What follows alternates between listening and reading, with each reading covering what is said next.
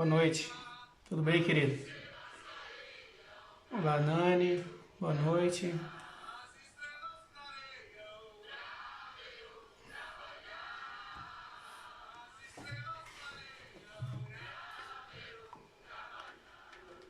Queria que você me desse aí um feedback aí referente ao vídeo, né? O som, a imagem, se está ok para vocês.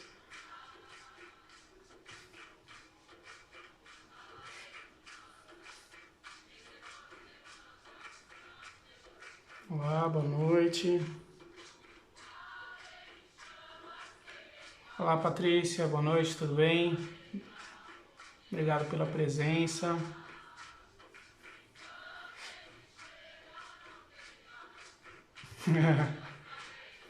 É um tema bem complexo, né, dentro da Umbanda. Então, resolvi me falar um pouquinho sobre os orixás, né, sobre o que são orixás, na verdade, né, e o porquê dos orixás cultuados, né, de onde eles vêm, pai, mãe de cabeça, o porquê, enfim, falar um pouquinho disso daí. Vamos ver se a gente consegue deixar algumas coisas mais claras, né, que as pessoas de repente têm um pouco de dúvida referente a essa questão de orixá, e realmente é um tema muito complexo, né, porque num primeiro momento a gente não tinha o orixá dentro da Umbanda, né, e depois eles foram inseridos. Então existe aí toda uma trajetória, né, não vou entrar muito no detalhe disso, mas como muita gente fala, mas originalmente não tinha orixá na Umbanda e agora tem, como é que isso aconteceu e tal. Vou tentar dar uma resumida para a gente poder tentar esclarecer essa questão, né? Só esperar chegar um pouquinho mais de gente aí para a gente começar.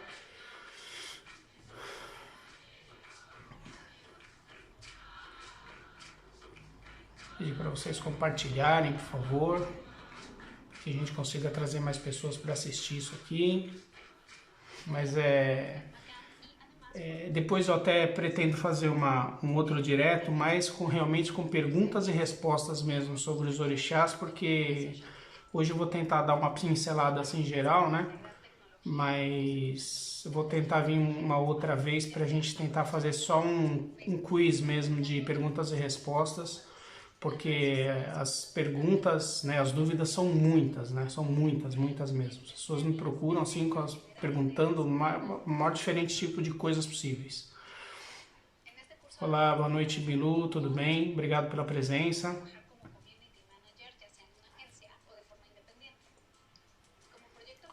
Pedir, gente, para vocês compartilharem, por favor. Mandar aí pro pessoal, para a lista de WhatsApp, pro Messenger. Manda para geral aí, para a gente trazer mais pessoas para cá, tá bom? Gente, eu não sei se eu vou conseguir ler tudo, tá? Que vocês colocam por aí, porque para mim passa muito rápido. Então não sei se eu vou conseguir, deixa eu pôr minha lanterna aqui para ver se eu consigo ver melhor.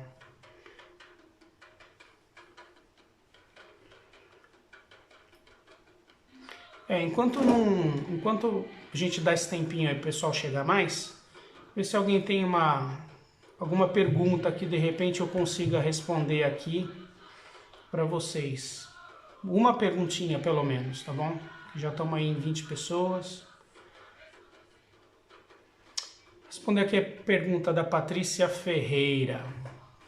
Bom, Patrícia, é assim, o orixá de cabeça, né, pai e mãe de cabeça, normalmente nós não temos normalmente a leitura é feita através de oráculo, sempre através do jogo de búzios, né? Só que dentro da Umbanda a gente não tem essa prática, né, dentro da Umbanda tradicional, né? Nós temos isso em algumas vertentes de Umbanda, em alguns terreiros de Umbanda com vertentes em Candomblé, né, onde em algum momento o dirigente espiritual trouxe do Candomblé algumas questões que para ele faziam sentido, né, obviamente, e algumas práticas, e com isso muitos trouxeram aí a prática do jogo de búzios, né? Então a leitura de pai e mãe de cabeça, no caso, é sempre feita através desse oráculo. Porém, não é isso que eu estou tentando dizer, não é toda a vertente de Umbanda que faz isso. Tá bom? Então é muito difícil e acho que a gente nem deve também, na verdade, chegar e falar, olhar para uma pessoa e falar assim, olha, você seu pai e mãe de cabeça é orixá tal e orixá tal. Isso é uma coisa muito, muito errada que as pessoas fazem. Algumas pessoas têm esse hábito de fazer isso, mas isso é muito errado, porque assim, isso é uma coisa muito, como é que eu posso falar? Uma coisa realmente muito específica, que tem uma particularidade muito grande com cada pessoa. Então, o pai e mãe de cabeça de uma pessoa realmente tem que ser lido, tem que ser feito da forma correta, tá? Porque é para a coisa ficar realmente, para hoje não falarem uma coisa para você e amanhã falarem outra completamente diferente, aí você vai numa outra pessoa, a pessoa fala outra coisa diferente e você acaba ficando completamente confusa. Uma outra questão que eu falo é que as pessoas, referente a pai e mãe de cabeça, às vezes as pessoas têm uma afinidade maior com um orixá masculino e um orixá feminino, e às vezes eles mesmos intitulam aqueles orixás, né, o masculino e o feminino, como pai e mãe de cabeça deles, por uma questão de afinidade que eles têm com aqueles dois orixás. Mas isso nem sempre, né? Isso não é uma regra, assim, é uma coisa que fala, não, se você tem afinidade com esse, então esses são seus pais e mães de cabeça. Não é assim que funciona também, como eu digo, a forma mais certa, né, mais correta da gente buscar essa informação é realmente sempre dentro do jogo de búzios, né, num terreiro aí que tenha uma vertente mais ligada ao candomblé para poder ser feita essa leitura, tá bom?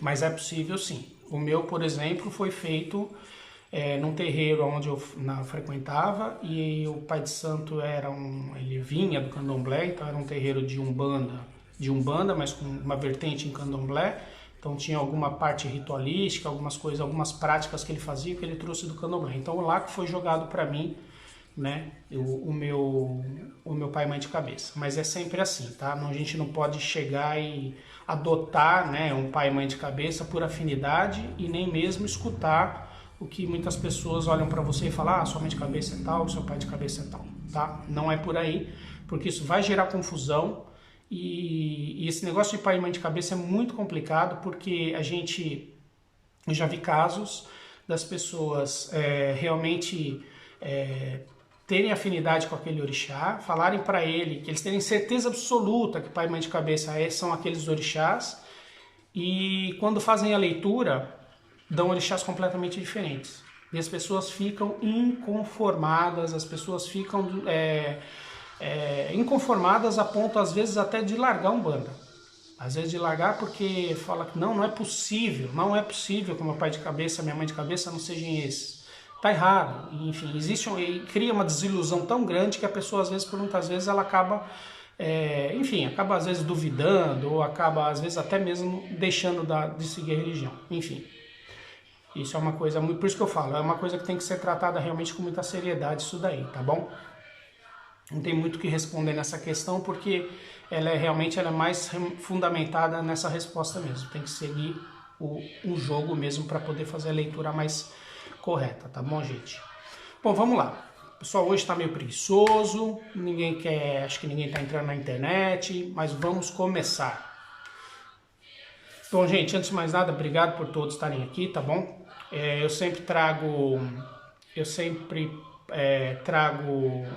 assuntos para tentar informar, tentar tirar dúvidas, tá bom? Porque eu acho que quanto menos dúvidas, né, a gente tirar, quanto menos dúvidas a gente ter referente à nossa religião, né, sendo nós praticantes da religião ou simpatizantes, né, quanto menos dúvida nós tivermos, melhor, com mais clareza a gente consegue enxergar as coisas da forma que realmente ela é, tá bom?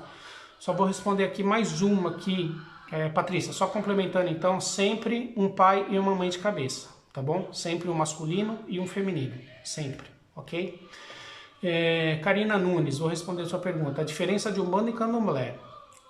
Posso dizer para você que a Umbanda é uma religião e o candomblé é outra. São religiões completamente distintas, tá? Religiões que não têm, são cultos diferentes. Tem o candomblé, ele tem a sua essência, né? Ele foi criado, né? Ele vem da África através do povo banto, e o Umbanda é uma religião 100% brasileira, ok? Que nasceu através de uma sessão espiritual de mesa branca ou de kardecismo no Rio de Janeiro, no Brasil, tá bom?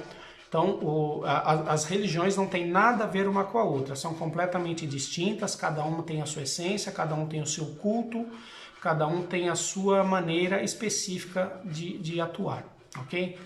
Então, realmente não posso dizer qual a diferença, né? O que eu posso dizer é que não existe nenhum tipo de semelhança, porque são realmente religiões distintas, tá bom? Então vamos lá, gente. Partindo do princípio de orixá, né? O que nós entendemos por orixás dentro da Umbanda?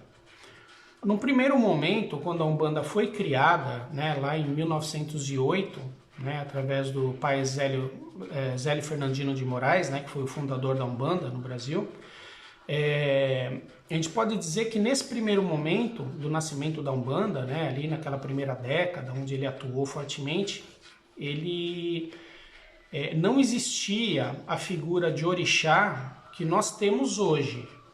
Tá?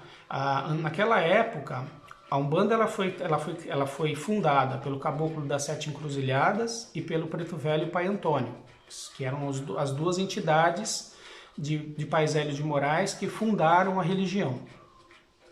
E num determinado momento, alguns anos depois que a religião foi fundada no Brasil, o Pai Antônio, que era o Preto Velho de Zélio de Moraes, ele trouxe para um trabalho uma entidade que foi denominada de Orixá Malê. Tá? Essa era a denominação, Orixá Malê. Mas não foi vista realmente, não tinha essa ligação com os orixás que nós temos hoje, né, com as figuras de orixá que nós temos hoje. Tá? Boa noite, dona Ludovina, obrigado pela presença também, muito obrigado. Então, naquele momento, esse orixá Malê, que recebeu essa denominação, né, que foi trazido por Pai Antônio, naquele momento, ele era referenciado como um espírito, né, uma entidade espiritual de um alto grau de evolução, né, mas digamos assim, numa parte hierárquica maior, e porque a gente fala, às vezes a gente se refere mas então o Preto Velho e o Caboclo não são entidades altamente evoluídas? São.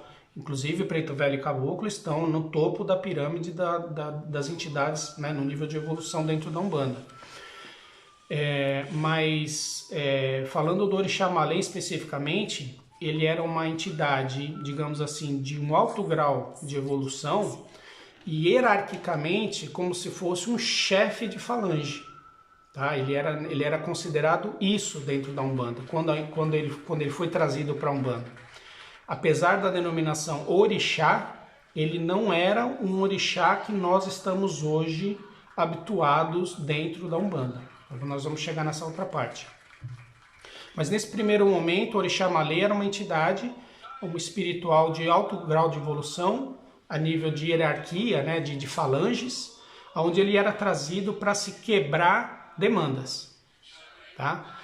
Então ele falava, pelo que a gente, né, estudou, que a gente vê, ele realmente era uma entidade que falava muito pouco, mas ele realmente vinha para definir, ele não vinha para conversar, ele não era uma entidade doutrinadora como o Preto Velho, como o Caboclo, né, como as outras entidades que a gente tem, que são doutrinadoras.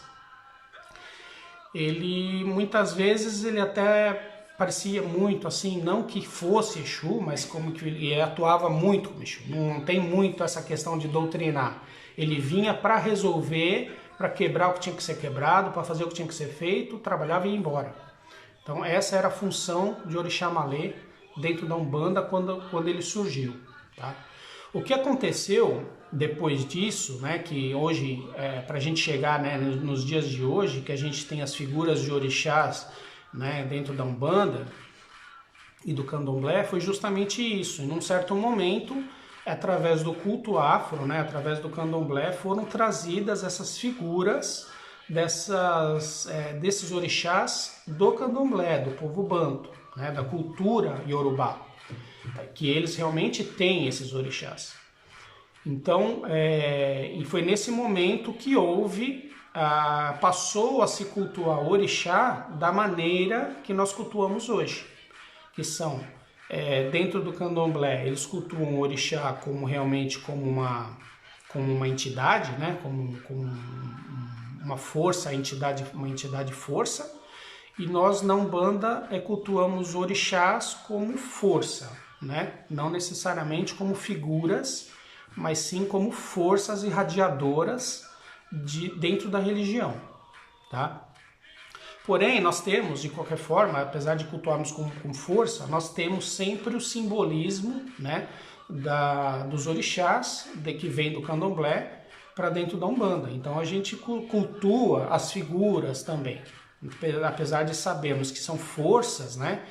Assim, depende muito também, porque cada vertente de orixá, cada vertente de Umbanda cultua o orixá de uma forma. Uns cultuam realmente como divindade, outros cultuam como força, tá bom? Então isso depende muito, não existe assim uma coisa certa, né? Então nós temos várias vertentes diferentes de Umbanda dentro da religião e cada uma cultua a sua forma e nada de errado com isso também, ok?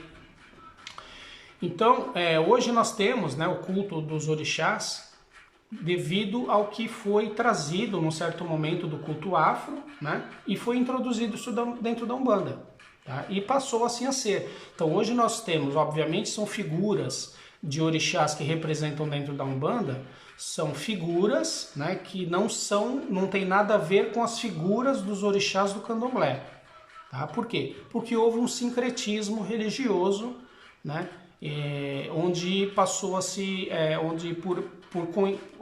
como é que eu posso dizer?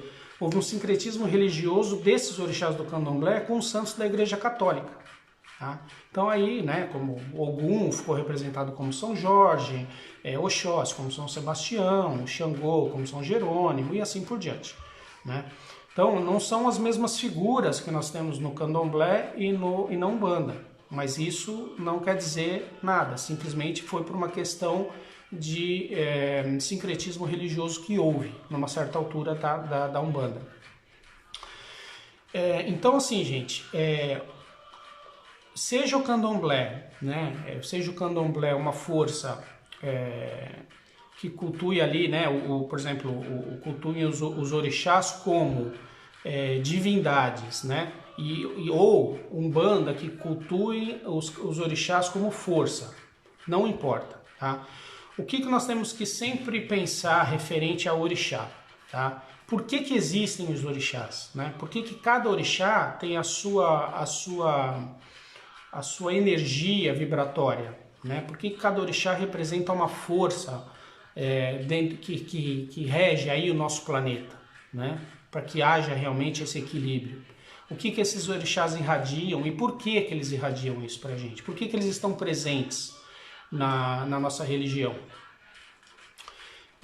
O que acontece muito eu já passei assim por diversos terreiros, né, e eu já vi muita coisa referente ao comportamento das pessoas dentro dos terreiros.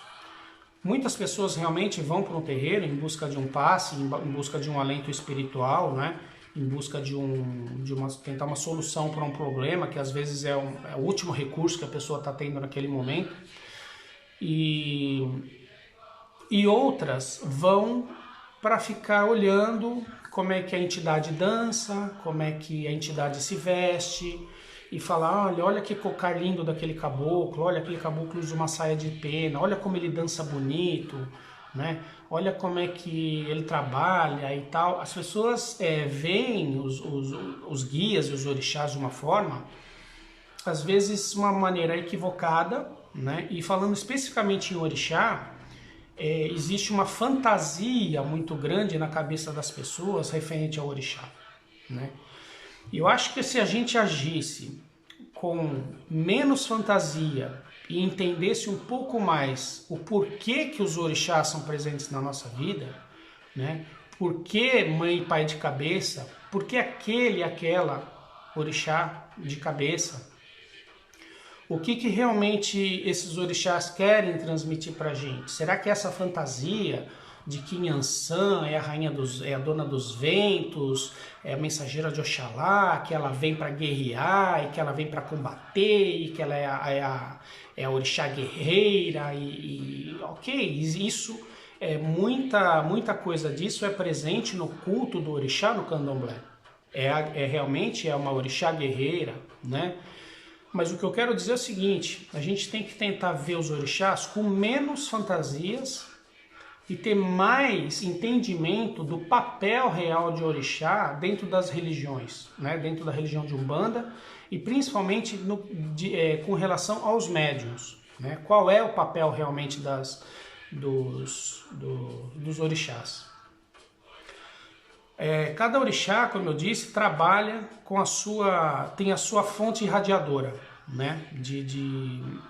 Uma irradia o amor, o outro orixá irradia a paz, a bondade, a simplicidade, o outro irradia a questão de tudo que é ligado à justiça, o outro irradia a questão das águas de cachoeira, das águas doces, né, dos rios, outro dos pântanos, do lodo, a outra da água do mar, né, o outro das florestas, enfim. Então, cada orixá ele irradia uma certa energia, eles têm virtudes, né? São orixás que têm as suas virtudes muito específicas, cada orixá tem a sua virtude, né? Então é aí que eu queria chegar. Então, ao invés das pessoas verem orixá de uma maneira muito fantasiosa, eles têm que ver orixá da seguinte forma. Os orixás, como eu disse, cada um tem a sua virtude, né? Então a pessoa às vezes vai num terreiro de Umbanda, vai numa festa numa festa de Oxum, né? Numa festa de Oxum, aonde, dependendo da vertente do terreiro, é feita a saída de santo, né? A pessoa ali, a mãe de santo, se veste com a roupa de Oxum e tudo. Se é um terreiro que não é de uma vertente mais de candomblé, mais tradicional, não existe isso, mas a festa acontece de uma outra forma, enfim. E as pessoas estão ali para assistir a festa, para assistir ali o que está acontecendo ali, né? O que os olhos ali estão vendo, uma coisa bonita, uma coisa agradável. Mas a maioria das pessoas, infelizmente, elas não se atentam porque realmente elas têm que se atentarem referente aos orixás. Que é o quê? A pessoa venera, um exemplo, né? A pessoa venera a orixá Oxum. Nossa, eu amo Oxum, porque Oxum é a minha orixá, é a minha mãe de cabeça, seja o que for. E eu amo realmente Oxum, nossa, tenho uma paixão louca por Oxum. E a pessoa... Aí eu pergunto para você gosta tanto de Oxum, né? Você tem esse amor por Oxum, né? E o que das virtudes de Oxum você aplica na sua vida? Um exemplo. Né? Oxum é o orixá do amor, né? É a orixá feminina do amor, da riqueza, do amor ao próximo, do amor por si mesmo, né? Porque a gente tem que ter amor próprio também. Amor próprio não é defeito, não é pecado, né? Nós temos que ter o amor próprio. Então Oxum, significa todo esse amor, toda essa coisa, né? Você aplica isso de Oxum na sua vida? Você aplica as virtudes de Oxum na sua vida, né? O quanto amor você tem pelo próximo, né? O quanto amor você tem por si mesmo, né? A mesma coisa Xangô, pessoa que é fascinada por Xangô. E aí eu pergunto, né? O que de Xangô você aplica na sua vida? Né? O Xangô é o orixá da justiça, né? O orixá justo, é a balança que não pende nem para um lado nem para o outro. Ele vai decretar de acordo com o merecimento, ou com a culpa, ou com a inocência, com o merecimento de sim ou não, né? É o orixá justo da justiça. Então eu te pergunto, o quão justo você é? Né? O quão justo você é consigo mesmo e com as outras pessoas? Você aplica essas virtudes de Xangô, por exemplo, na sua vida, para que toda essa justiça aconteça em torno de você e com você mesmo? Né? Então, assim, é isso que as pessoas têm que entender, né? Por exemplo, o Oxalá, né? O orixá Oxalá, que é o quê? É o orixá ligado à bondade, à humildade, à fraternidade, ao amor, ao próximo, o orixá da humildade, né? Do branco, ali da simplicidade, né? É o que, digamos, é o maior dos orixás, né? Em termos de cultuar-nos, né? Que significaria o orixá maior ali, né? De todos.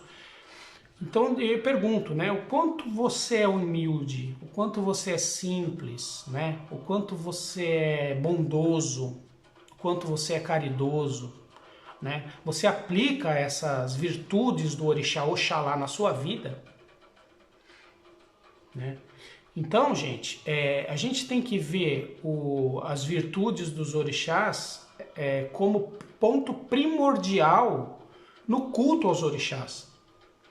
Eles não existem simplesmente para vir, para incorporar, por exemplo, no candomblé, para se vestir, né, com a roupa, e para dançar, e para ter todo aquele culto, ou seja, na Umbanda, né? Nós estamos aqui especificamente falando de Umbanda, né? Mas eu falo um pouco assim de candomblé porque os orixás, de um modo geral, vieram do candomblé, né? Eles foram trazidos através do culto afro para serem introduzidos depois na Umbanda.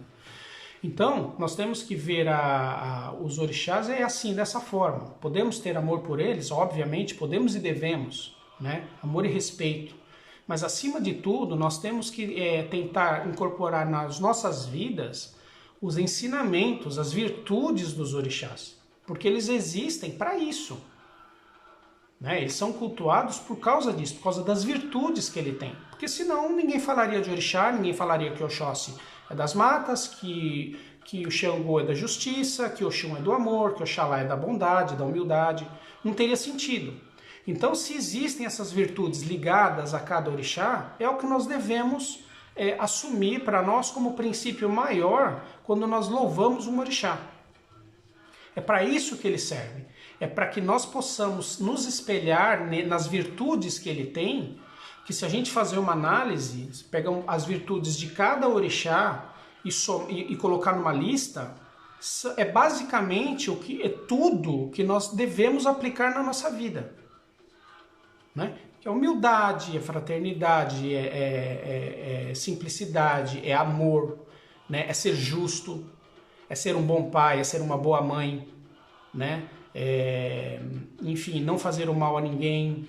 Então, assim, existe aí, se vocês pegarem as coisas aí, todas essas virtudes dos orixás, vocês vão ver que são coisas que todo mundo é careca de saber, né? Por uma questão de saber o que nós temos que ser na nossa vida, o que nós temos que fazer, quais os segmentos que nós temos que buscar, mas a gente não busca.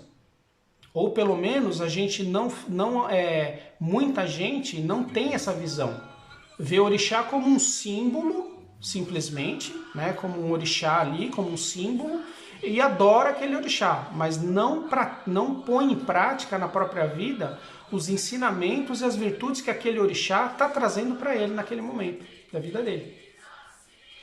Então, gente, é isso que tem que ficar bem claro. O orixá existe para que nós apliquemos em nossas vidas as virtudes que eles trazem para nos ensinar. É fácil falar, eu amo, eu respeito, eu sou justo. É muito fácil falar que somos, mas somos mesmo? Até que ponto nós somos? Então isso um assunto que eu quis trazer para que vocês façam uma introspecção com vocês mesmos aí e avaliem realmente o quanto dos orixás vocês aplicam na vida de vocês. Tá? Porque esse é o ponto maior que nós temos que cultuar um orixá. É seguir o quê? o que eles pregam, o que eles trazem, né, de bom para nós. Bom, agora falando um pouquinho de pai e mãe de cabeça. Por que existe pai e mãe de cabeça? Aleatoriamente, nós temos aí um motivo específico para falar de pai e mãe de cabeça, ou simplesmente é uma coisa que se vem falando e a gente fala e às vezes não sabe nem porquê, né? A gente simplesmente encara como pai e mãe de cabeça. Mas por quê? Por que eles existem? Alguém sabe aí? Eu queria que vocês aí me respondessem aí. Se alguém sabe dizer para mim por que existe pai e mãe de cabeça. Gente, vamos lá. Quero saber um pouquinho de vocês aí. Estão presentes. Temos pouquinhas pessoas, 15 pessoas no momento. Queria que vocês falassem para mim aí. Quem é que sabe me responder o porquê que existe pai e mãe de cabeça? Qual a finalidade, digamos assim? Qual é a finalidade de pai e mãe de cabeça? Vamos lá, gente. Carmo, obrigado pela presença, querida. Ninguém vai arriscar um palpite, gente? Vamos lá. Então, pai e mãe de cabeça, por que eles existem? Né? Qual é a finalidade de pai e mãe de cabeça? Quando a gente nasce, né, nós nascemos realmente com esse pai e mãe de cabeça já definidos, né? A presença forte desses dois orixás, masculino e feminino, na nossa vida, que vai nos acompanhar por toda a nossa jornada nessa encarnação aqui na Terra. Por que nós nascemos já com esse orixá masculino e esse feminino? Porque são as virtudes em específico, por algum motivo, né, que hoje encarnados nós não temos essa lembrança, mas por algum motivo nós viemos com esse pai e mãe de cabeça, com esses orixás na nossa coroa, porque são as virtudes mais em específico desses dois orixás que nós temos que aplicar na nossa vida para a nossa caminhada. Tá? Então, digamos assim, de todos os orixás, vamos dizer assim, você tem um déficit dessas características, né, desses orixás em específico para aplicar na sua vida. Então é muito comum, às vezes, a pessoa que tem aí, por exemplo, Xangô como pai de cabeça nessa encarnação, obviamente ele tem que ter as virtudes de Xangô, ele tem que aplicar muito as virtudes de Xangô. Ele tem que ser uma pessoa mais justa, uma pessoa justa com ele, justo com o próximo, justo com as pessoas que rodeiam. O fator justiça, né, é fundamental na vida daquela pessoa, né? Então até aqui, Patrícia até fez um comentário aqui, e exatamente, Patrícia, são necessidades que a gente traz de vidas passadas, né, ou através de karmas, como quiserem chamar, né, para a gente poder superar essa questão desses dois pontos, né, dessas virtudes específicas daquele pai de cabeça, daquela mãe de cabeça, aplicar isso com intensidade na nossa vida, para que a gente consiga, se você tem um déficit disso nessa vida, você tem que aplicar isso bastante para que você chegue no nível que você tem que chegar referente às virtudes daqueles dois orixás que você traz na sua coroa. Exatamente, Patrícia, é isso mesmo. São necessidades que a gente traz para essa encarnação, onde a gente tem que intensificar os cuidados com esses aspectos desses dois orixás, dos ensinamentos desses dois orixás, das virtudes que eles trazem para nós, e aplicar intensamente na nossa vida. Então, o pai e mãe de cabeça não é uma coisa aleatória, simplesmente porque existe. Claro, eu tenho pai de cabeça tal, meu pai é tal, minha mãe é tal, mas por que é? Ah, não sei, eu tenho pai e mãe de cabeça tal, ok. Mas então o que as pessoas têm que entender é isso, gente. O orixás, assim como tudo, né, na Umbanda, tudo tem seu fundamento. Por isso que é importante nós estudarmos. Porque não é simplesmente ir para o terreiro, incorporar e dar passe, ou ir na assistência e ir para o terreiro tomar um passe. né? Ou até o dirigente espiritual mesmo, ir para o terreiro, abrir a gira, fazer os atendimentos e acabou. Gente, temos que estudar. A espiritualidade é estudo. Não adianta você ir para um terreiro e não entender o que está acontecendo ali dentro. Por que uma vela é acesa? Né? Por que o orixá, por que eles cantam para um certo orixá? Aquela gira é gira de Oxóssi, um exemplo. Né? E num certo momento o dirigente espiritual manda parar de cantar ponto para Oxóssi e manda cantar para boiadeiro. Então nós temos que entender o porquê das coisas, nós temos que estudar. Né? E orixá é uma coisa que nós temos que estudar bastante, porque existe uma forma muito errada, né, da gente ver orixá. A gente vê orixá de uma forma figurativa e vai muito além disso, muito além. Tá, gente? Os orixás é para quê? Para nós podermos se espelhar nas virtudes que eles ensinam para a gente e aplicar isso na nossa vida, aplicar isso no nosso caminho. E pai e mãe de cabeça é isso. Existe aí uma carência dessas virtudes, em específico desses dois orixás, que você tem que trabalhar intensivamente nessa sua atual caminhada. Tá bom?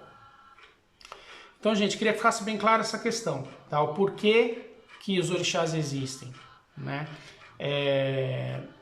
Então, vamos tentar ver orixá daqui para frente, né? Quem sabe quem é o pai e mãe de cabeça, ótimo. Tem certeza que é, né? Jogou uma vez, jogou depois para confirmar, tem certeza que é? Então, gente, se apeguem nas virtudes. O que esses orixás dizem para você? Né? Quais são as virtudes que esses orixás trazem na sua essência? Quais os ensinamentos que eles trazem para nós? E se apeguem a essas virtudes e apliquem profundamente nas suas vidas. Tá bom, gente? E vamos parar de ver o orixá de uma forma fantasiosa, de uma forma, como é que eu posso dizer, mais figurativa, né? Vamos ver orixá com os olhos de fundamento, né? De fundamento para a nossa vida. Tá bom, gente?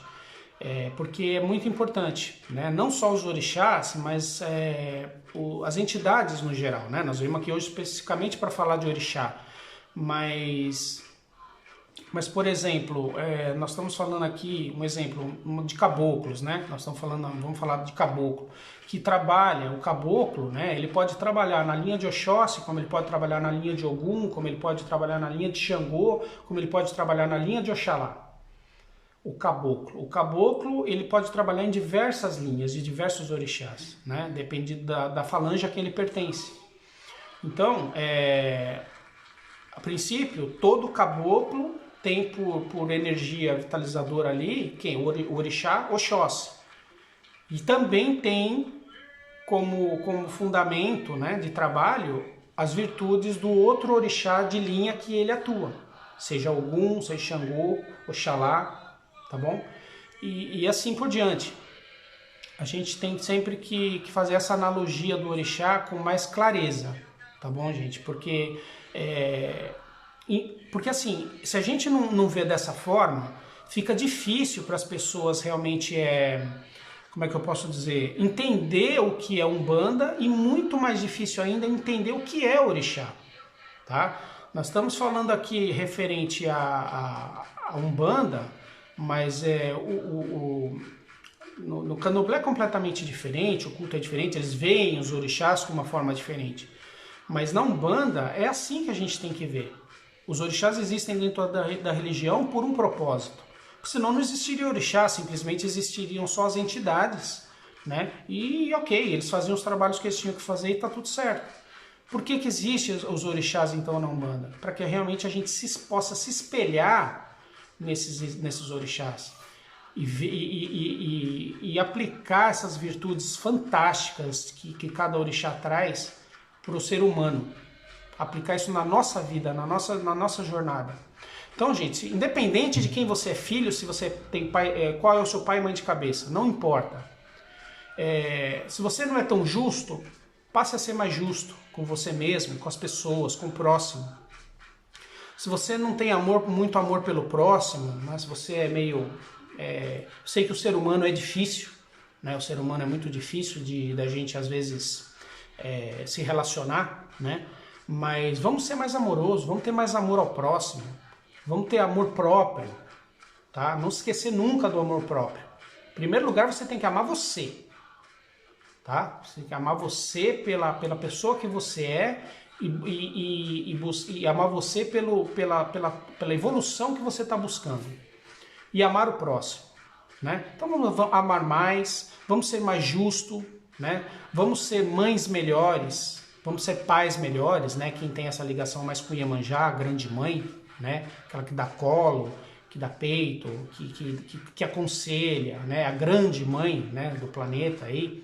Vamos ser melhores mães, melhores pais, né? Vamos tratar nossos filhos de uma forma mais, como é que eu posso dizer, mais humana, né? Porque a gente vê cada absurdo aí que às vezes aparece na internet, né? De maus tratos com as crianças, o pai que assassina filho e mãe que assassina filha, enfim, umas coisas assim absurdas, né? Bizarras que a gente vê. Então, vamos ser mais justos, vamos amar mais, vamos ser melhores pais, né? Vamos ser mais humildes, né? Vamos ser mais humildes, mais bons de coração, né? Vamos transmitir mais bondade, vamos fazer o bem ao próximo, né? Se você não pode fazer o bem, não faça o mal também, né? Ligando aí mais agora a figura do Orixá Exu, né? Que também é o Orixá, é a força do Orixá Exu. Então, partindo do princípio que o Orixá Exu na Umbanda, né, não trabalha não faz trabalhos negativos, então não vamos fazer também, não vamos fazer nada para prejudicar o próximo, né, tentar ajudar. Enfim, gente, vamos aplicar todas as virtudes na nossa vida, porque nós sempre temos uma coisinha ou outra que a gente pode melhorar, isso eu garanto para vocês. E muitos de nós, né, talvez até uma grande maioria, ainda vai deixar essa vida com débitos. Vai deixar ainda com débitos. Por não ter aplicado algumas coisas que deveriam ter aplicado, por não ter agido da forma que deveria ter agido. Enfim, somos humanos, estamos aqui para quê? Para aprender e para evoluir, né? Isso não significa que vai ser nessa encarnação, né? Se a gente está aqui agora, com certeza não vai ser a última, tá bom? Então, gente, falando de Orixá, basicamente é isso. Se vocês tiverem alguma dúvida em específico, vocês podem deixar aí nos comentários e na medida do possível eu vou respondendo para vocês todos, tá? Só queria que vocês enxergassem a figura de Orixá com outros olhos, da forma que realmente Orixá tem que ser visto, tá bom, gente? Agradeço a presença de todos, imenso mesmo. Muito obrigado por vocês terem assistido, tá bom, gente? Fico muito contente. Por menos pessoas que tenham tido, já é alguma coisa, já consegui transmitir aí a mensagem para vocês. Tá bom, gente? Qualquer dúvida, deixem aí embaixo nos comentários. Muito obrigado. Eu vou responder para vocês aí na medida do possível, tá bom? Um beijo para vocês, muito obrigado, boa noite, bom fim de semana e mais uma vez obrigado por terem me assistido, tá bom? Axé a todos. Muito obrigado. Tchau, tchau.